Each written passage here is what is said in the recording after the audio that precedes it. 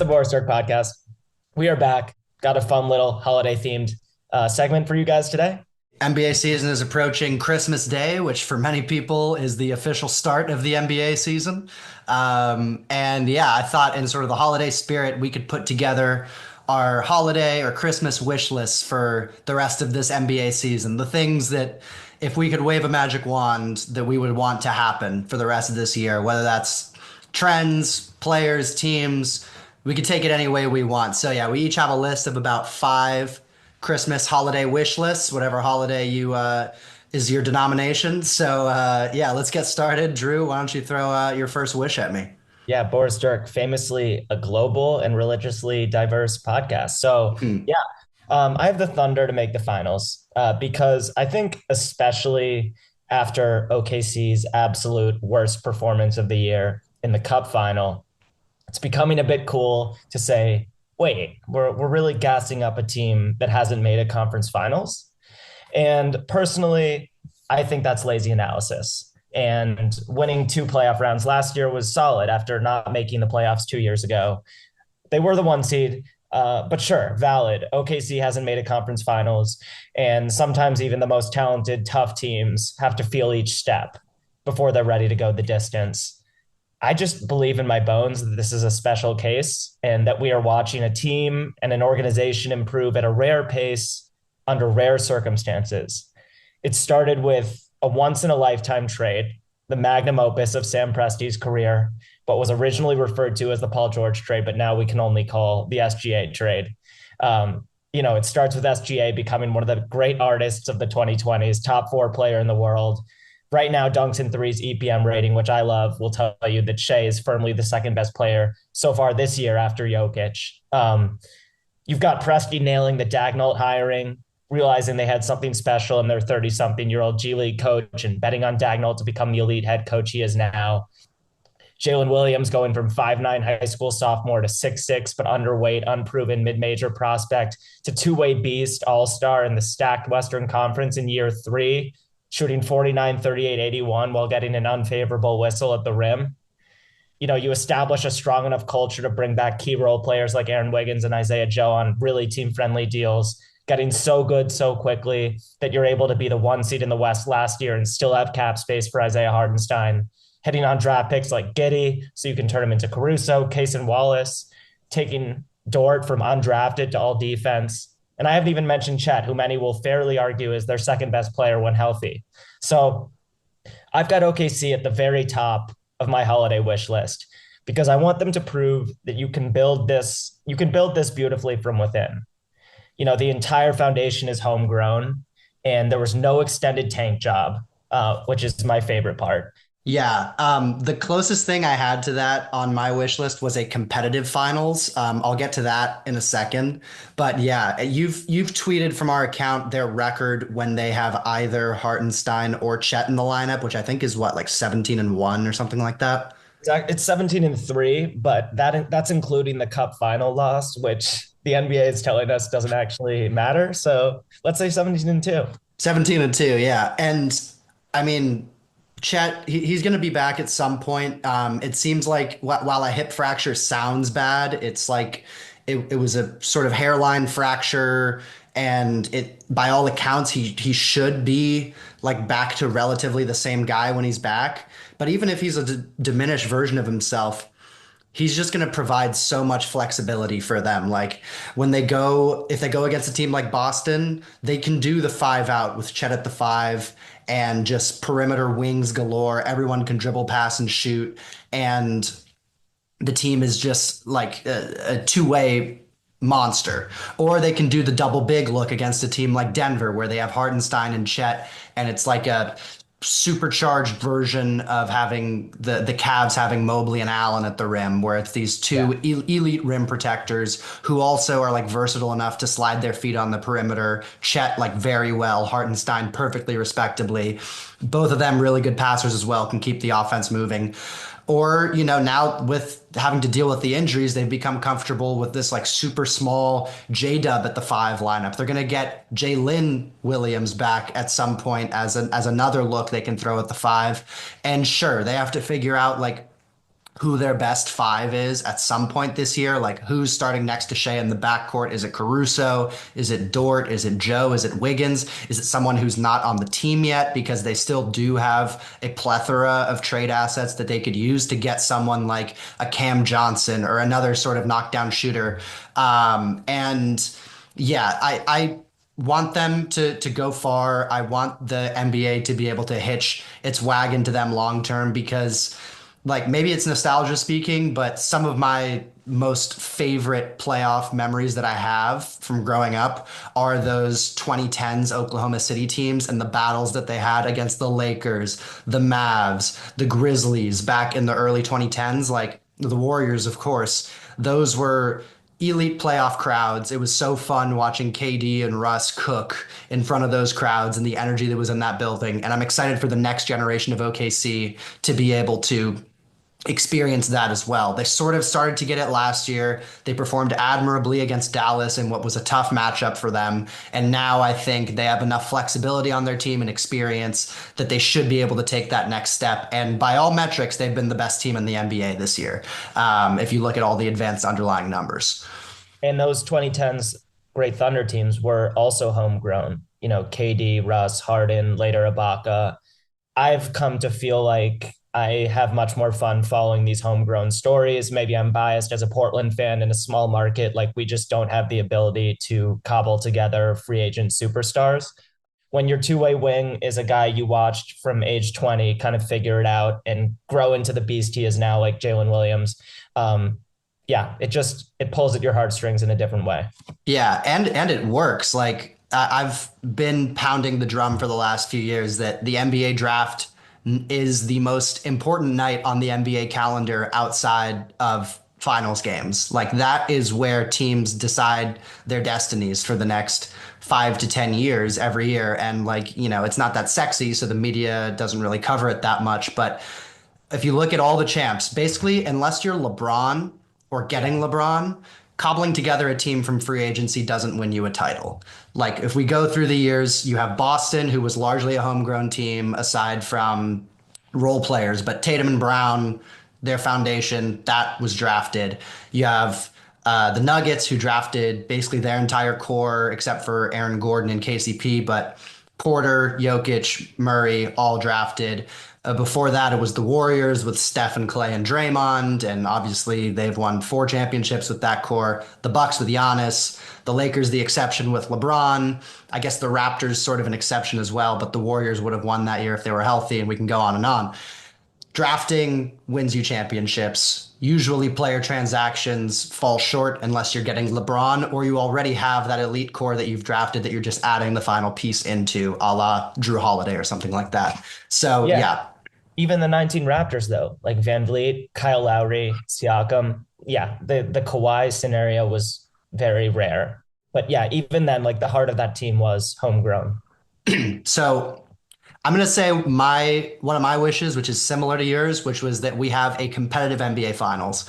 The other day, I was scrolling Twitter. There were no NBA games on. It was the day after the NBA Cup, and there were these threads of just like random full basketball games that people had posted, and I watched the fourth quarter, Game 7 of the 2010 Finals between the Oh Lakers and yeah. Celtics. This was Kobe's fifth ring. For those that don't remember, it was an absolute rock fight of a game. And by the way, anyone complaining about free throws now, the entire fourth quarter of that game was just free throws because no one could score. There was no spacing. The defenses were absolutely elite. It wasn't just that there was no spacing. Like this is, peak KG, like peak Celtics, and the Lakers had a ton of length and size as well. Like there were just no passing lanes, no scoring lanes. Both teams were going their hardest. And it was just an electric atmosphere. And it had me thinking about how we just haven't really had an elite finals since like 2016 between the Cavs and Warriors. And, with KD going there, we just had two non-competitive finals in a row that were foregone conclusions in 17 and 18. 19 was going to be that way until everyone got hurt and then the Raptors won. 20 was non-competitive between the Lakers and Heat. 21 was actually a really good series between the Bucks and the Suns, but like there was not a ton of investment in either of those teams, and they probably weren't the two best teams that year, much as we might not like to admit that. 23 non-competitive series with the Nuggets and Heat. The Warriors Celtics one was pretty good, but also there were like some blowouts in that series. We just haven't had like a signature finals, it feels like, since 16. And it feels like Celtics Thunder could be that for the league. And there's also some other contenders who could sneak their way in there in both conferences, though it seems like those two are on a collision course in the finals. So I just want like a massive, awesome finals showdown that goes like 6 or 7 really competitive games, just Yeah. because it feels like we haven't gotten that in a while. And there's all this like ratings talk in the NBA, and baseball had a ratings problem until these past playoffs were awesome and everyone was watching like these really competitive playoff baseball games. I feel like basketball just needs like a really competitive playoff and finals to like get people back into it, because the last couple of years in the playoffs, frankly, have been a little underwhelming. I love that one. Yeah, you've been texting me about this. I totally agree. It immediately makes me think of the UFC. I've become a bit of a UFC fan the last couple of years, and a lot of UFC has a ton of fans, but a lot of them don't watch until the main card. And if your main card isn't interesting, even if you have some amazing fights, but like the main card is just a wrestling match where like a guy wins by submission, or it's a boring, nobody's really getting beaten up, or it's a knockout in 10 seconds, but it's not a really exciting knockout. Like it's a huge loss for the promotion. And it's the same with the NBA playoffs. Especially for the majority of fans who lose their, whose teams are out of it early. Like they're just looking for a great spectacle. And we haven't had an elite spectacle deep in the NBA playoffs for a few years now. So yeah, that also could be a piece of this whole ratings viewership conversation, which I'm not even sure we need to dip our toes into, but it's been No. I just want to say though that like yeah, social media generally sucks, and we probably spend way too much time thinking, processing the crap we see on NBA Twitter. But this trend of being like, hey, not much going on right now. How about like 2016 LeBron in the finals is wonderful. Yeah. These full game videos that get tweeted, a rare gem in the social media basketball landscape. Yeah, another one of my wishes was the death of NBA ratings talk, but we don't have to get into that. It's just so annoying. And can we please just actually talk about the basketball being played and not have to deal with all this ratings talk because it sucks? All right. This isn't even a wish for this year, but I just thought it would put a smile on your face. This is just a hypothetical. Like, what if I got my most irrational wish that we could just break off a team for all the fake box score guys who don't actually care about winning? Like, Mm. if there was just an expansion team that was like D'Lo, Jordan Poole, Anthony Simons, Julius Randle, DeAndre Ayton, and maybe each of them gets their own quarter. Each game to hunt shots. Like first quarter is D'Lo impersonating James Harden. Second quarter, Jordan Poole takes 11 early shot clock threes and only passes when he needs a moment to point at the defender whose ankles he just broke. Which, by the way, that was the craziest thing I've ever seen. I forget who was it against the Suns. For some reason, I'm picturing Tyus Jones. Jordan Poole put a guy on his ass and lost his opportunity to take an open three because he was pointing at the defender that he just put on the ground. And then he had to pass it around, and it ended up being a fruitless possession for the Wizards. But unlike anything I'd ever seen, the Jordan Poole experience has been wild. That broke me. And that was kind of the seed that spawned this idea of like an expansion team of guys that are really just in it for their stats. And I'm sorry, now that Julius Randle isn't a Nick, I think we can have a more honest conversation. Yeah, the good stats, bad team. Yeah, real quick, the Knicks last night played against the Timberwolves in like the Cat Julius Randle double revenge game, and Julius Randle got off to a hot start and was shooting a ton. And all I could think was, this is great. Edwards isn't shooting. Julius is completely commandeering this offense, and this is great for the Knicks, and it was. When he doesn't get back on defense, especially after a poor decision on offense, it just deflates your team and your morale in an immeasurable way. All right, give me a wish. My number one wish is a healthy Giannis playoff run. It has not happened since 2022. He landed on his back after running over a Kevin Love charge in 2023 and was in and out of that series and never was 100%. And then he didn't play a single game in the 2024 playoffs. But in 2022, Those playoffs through 2 rounds, he averaged 32, 14, and 7, and put up an all-time fight against the Celtics with no Chris Middleton, taking them to 7 games in a series that going into it, most people expected to be a 5 game series with Boston winning. And both this Bucks team and that Celtics team are better teams than when they met that year.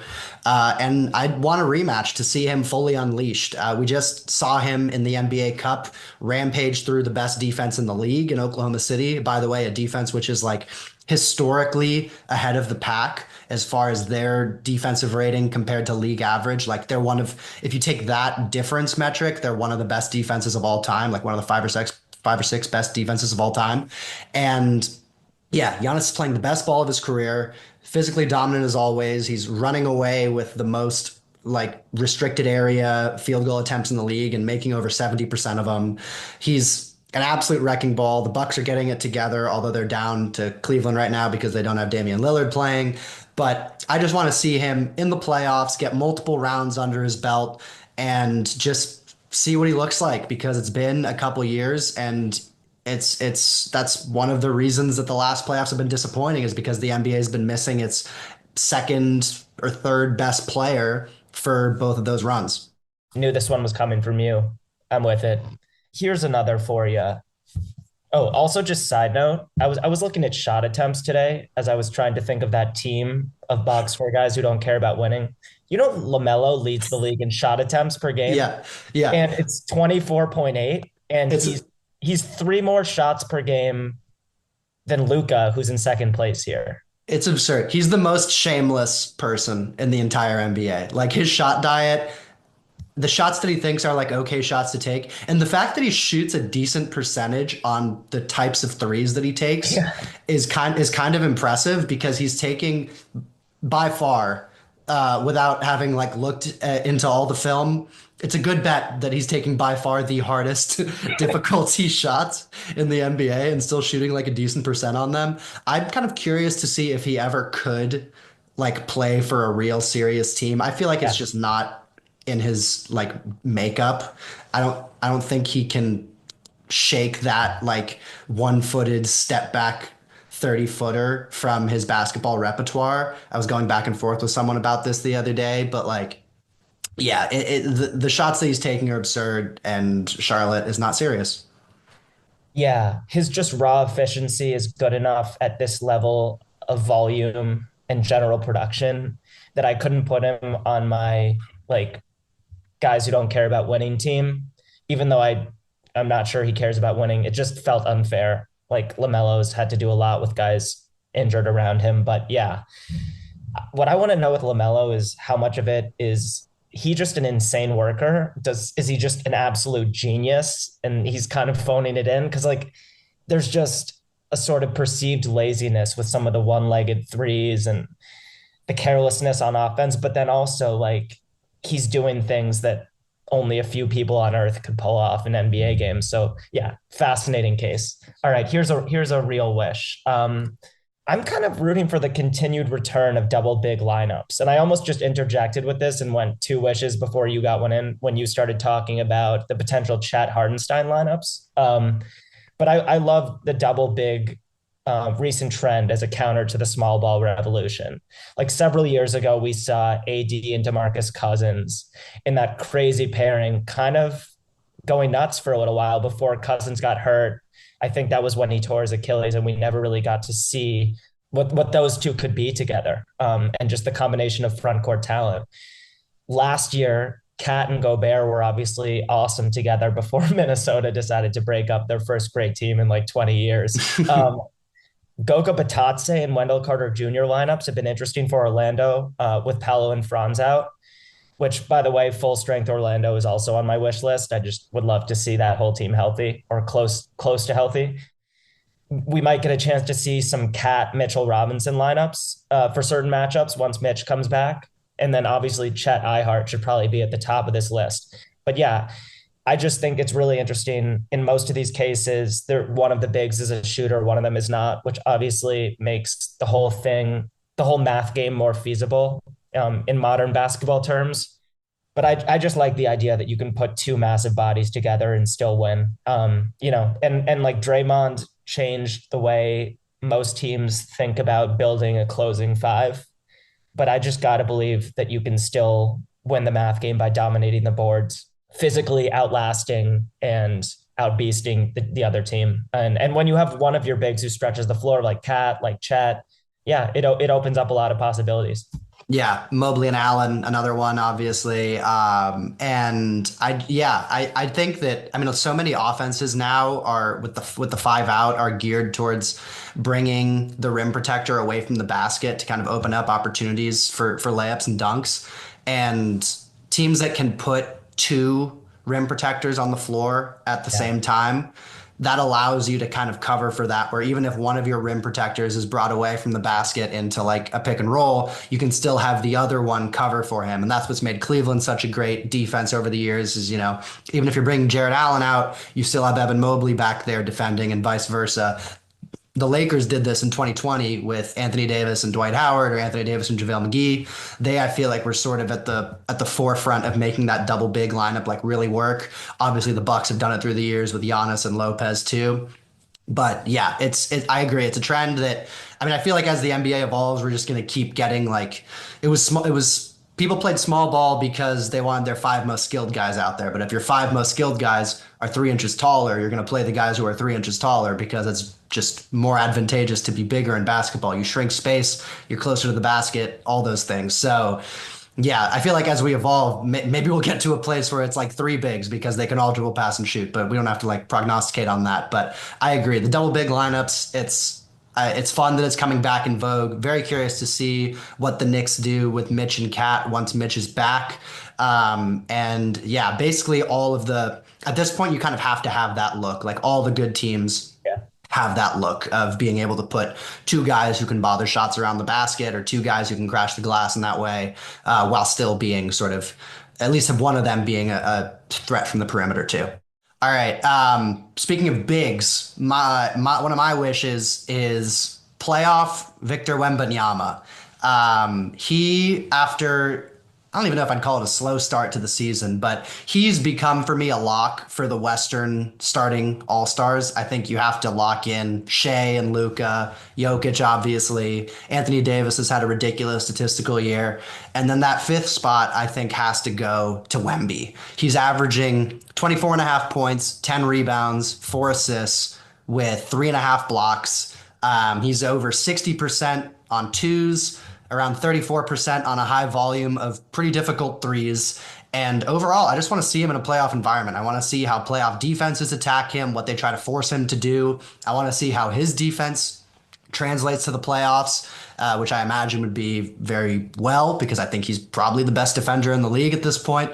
And the Spurs have a really good chance of making it. They're in the play-in currently, but they're above 500, a third of the way through the season, with like dealing with some injuries along the way to Sohan and other key contributors. And I just think this could be an opportunity for one of those like ahead of schedule type moments from a young star, like we saw from Luka in the bubble, where he had a banged up team going against the Clippers. Everyone thought that series would be kind of a walkover for a really strong Clippers team, and Luka single handedly forced it into being a competitive series. Like I think we could see that because Victor, he's the best 20-year-old we've seen since Luka, and before that, like since LeBron, maybe. And he's already impacting the game at a super high level. The Spurs are over 12 points better per 100 possessions with him on the court compared to off, which is one of the best differentials in the league. And yeah, there's some sort of older teams that are above them in the playoff pecking order that I think could fall out, like the Lakers, the Warriors, I think are above them, but tobogganing down the standings, the Clippers as well. So I just think it'd be fun to get him in there, have a marquee moment for this like up and coming rising superstar, and just, yeah, get a little taste of how he looks in the playoffs. Somehow Vic is ahead of schedule. A friend texted me this today. It makes no sense because unlike Luca, the expectations for Wembanyama were already kind of unfair. Like Luca, a lot of us had him. I had him one on my board, but like I didn't think he was this. He was way ahead of schedule, but Vic being ahead of schedule is a whole different thing because he was getting the crazy like, oh, he's in the LeBron, Zion, tier of, Woj once every 10 years guys. Woj called him the best prospect in the history of sports. Yeah. And I don't think Woj thought he was going to be this good this soon. If he did, good on Woj. I hope he's doing well at St. Bonaventure. Okay, let's go over to another potential play-in disruptor in the East. I would love for the Pistons to steal a play-in spot and Yeah. and just make a team like Atlanta or Indiana, one of these more experienced Eastern teams, really sweat. Cade Cunningham is a fucking savant. He's a couple of years, I think, from being the Joe Burrow of basketball. Like, I listeners, if like you it. get a chance to watch the Pistons, I promise you'll be surprised by how special a point guard Cade Cunningham already is. I'm just blown away by his passing.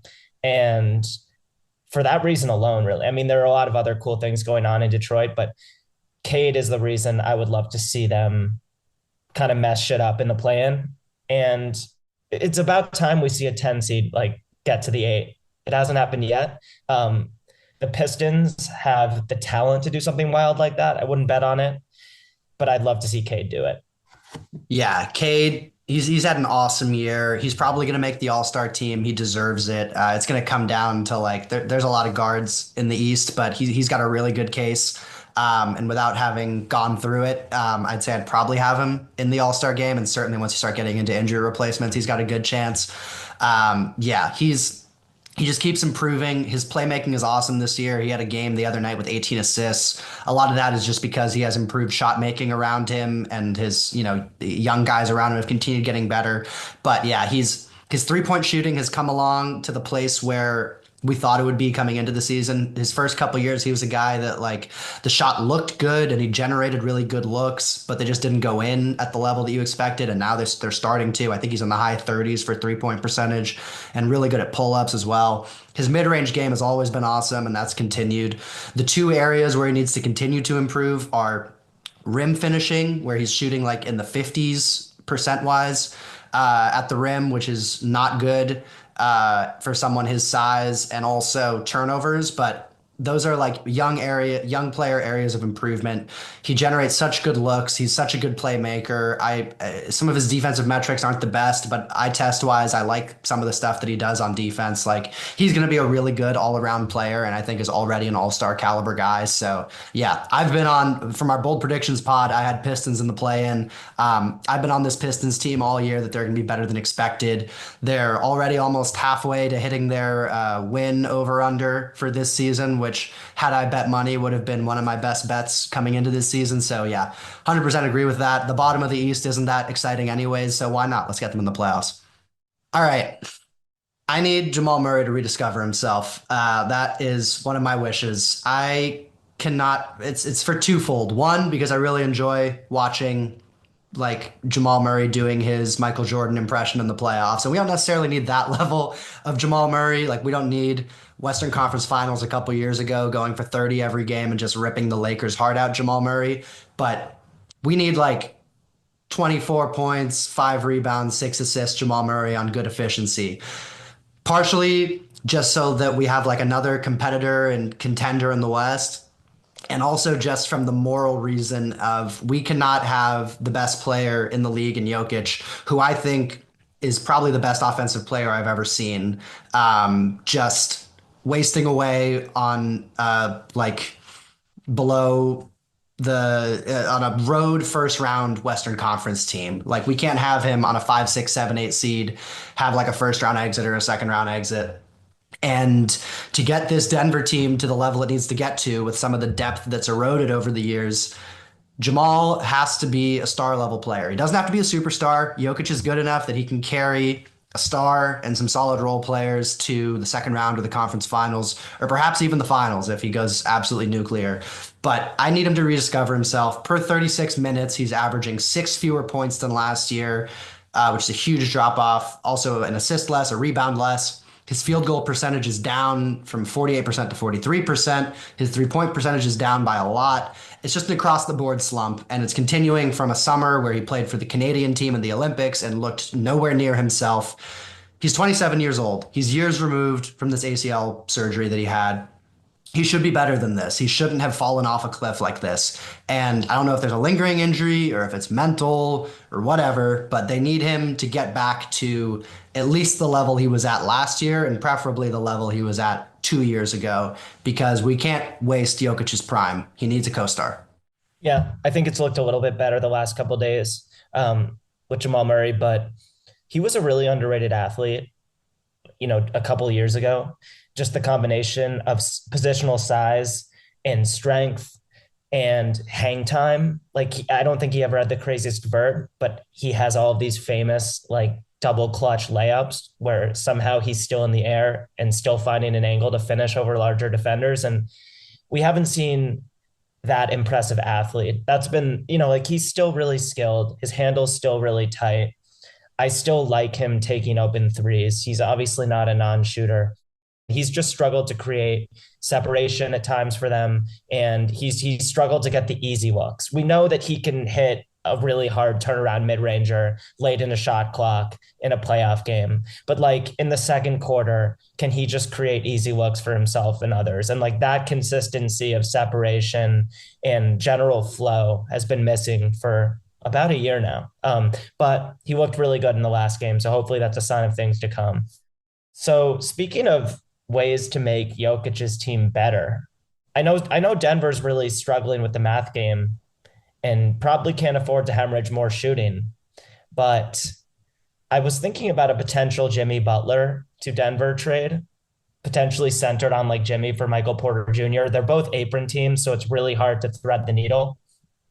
But I just say this because I had a more general Miami Heat wish.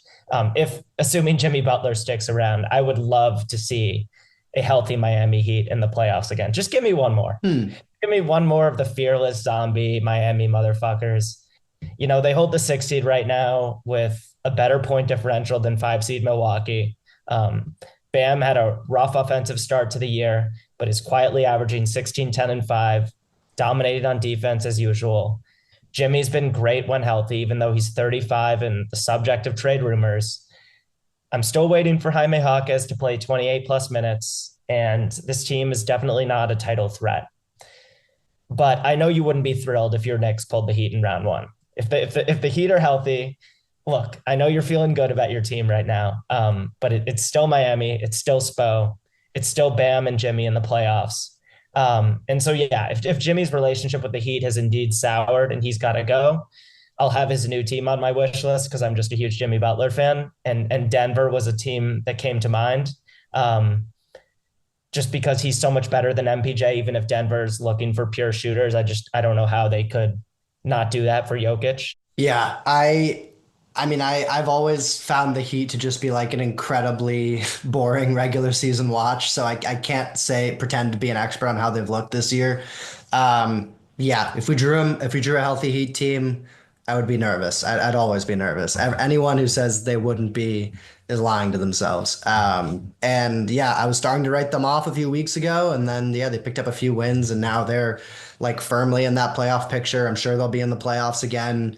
And yeah, hopefully they get out of that 6 seed because if the Knicks are the 3, I would not want to play them in the first round. But yeah, the Jimmy for MPJ, it's an interesting fit. He is a really good cutter. Like people think of him, I feel like he has a reputation a bit of being a ball stopper, but he's a really high IQ player. Like he's fit into Spo's system, which is like a movement system and requires people who can really think the game. I think he and Jokic would figure it out, and he'd be able to score a lot on cuts. I do worry about the effect that losing MPJ would have on the Nuggets offense because once you get rid of MPJ, like Jamal is the only real knockdown shooter left, aside from like Julian Strawther, who I don't think is really a playoff player.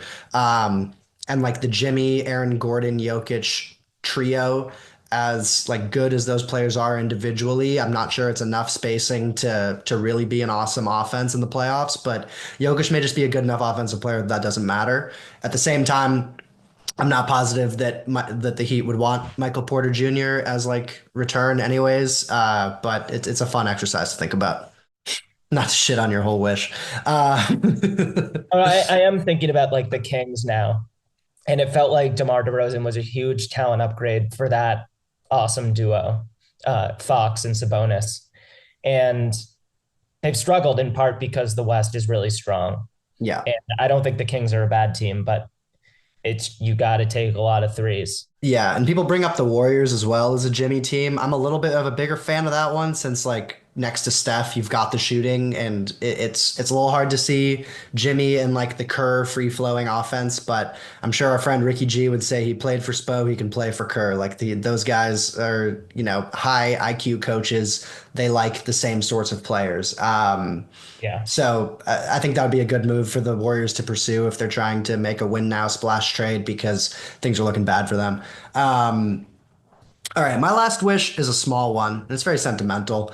I need someone to rescue Donte DiVincenzo. He is one of my favorite players I've ever rooted for as a Knick. And he was only on the team for one season, but he just had such a lovable run, and he came to the Knicks, and people I feel like forget the context of him coming. He was signed for a $10 million deal. People thought that was fair value at the time. Now, and then by the end of the season, it looked like one of the best value contracts in the league. And he was supposed to come off the bench behind Quentin Grimes that season and just shot his way into the starting lineup. And eventually, Quentin Grimes got traded. But he was like off the charts good as a volume and efficiency 3-point shooter last year. 40% basically 2 years in a row playing for the Warriors and Knicks. And this year, he just does not look like the same guy. He's down to 33% from three, 36% overall on field goals, which is just like yuck. And it just looks like his fire is gone, his light is gone. Like he's coming off the bench for this weird Timberwolves team, and he's not this bad of a shooter. Like he was a 40% shooter for 2 straight years on really high volume. I think he's a great shooter. He just seems to have mentally be going through it right now. And if I was a contender, a playoff hopeful, I would be picking up and trying to buy low. I, the Lakers, they could throw a first round pick at the Timberwolves and try to get him, like a Reeves, Dante, Rui, LeBron, Davis. Like that's okay. That's an exciting lineup. The Thunder, if they wanted to get like a full-time starter at the two next to Shea, I think Dante would have a good chance at taking that job. If the Warriors wanted to bring him back because he and Steph worked very well together, the Bucks probably don't have the assets for it. But if they wanted to, the Nuggets are another team where he would like slot right in next to Jamal Murray and boost them both from a shooting and defense perspective. The Magic, who need shooting, like he's a two-way guard, 3 and D, like just like messes shit up with his rebounding, his hustle, and all that. He's just not as bad as he's been this year, and it would definitely be a sell low for the Timberwolves if they moved him. And I know they were super high on him when they traded for him, so they probably don't want to do that. But I would be picking up the phone and calling if I was any of those teams. Yeah. It's also a lot easier being a shooter off of Jalen Brunson, Josh Hart drives. I also wonder like how bad does it need to get before Minnesota admits defeat on this trade? Yeah, Because you're raising the possibility of trading DiVincenzo for draft picks, and like that would just be like a colossal admission of failure on Minnesota's part if they're like yeah. we're willing to get worse in the short term after making the conference finals last year. At the So same time, though, if you get a first round pick for like your seventh man, that's not terrible from a asset perspective. it's not terrible, but it is a quick step backwards for a team that made the conference finals, has a superstar, at least a guy who has the smile of a superstar. I'm not sure he's a superstar in my book.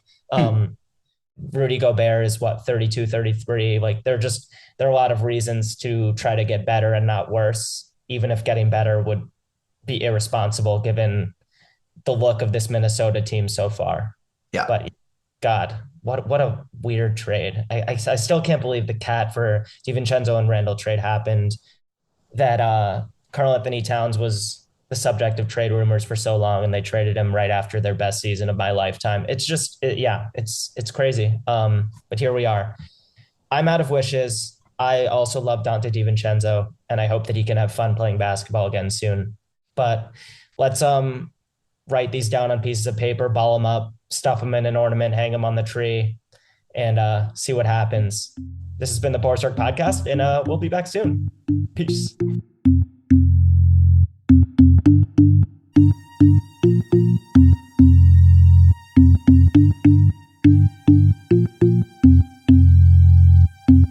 a Sturk.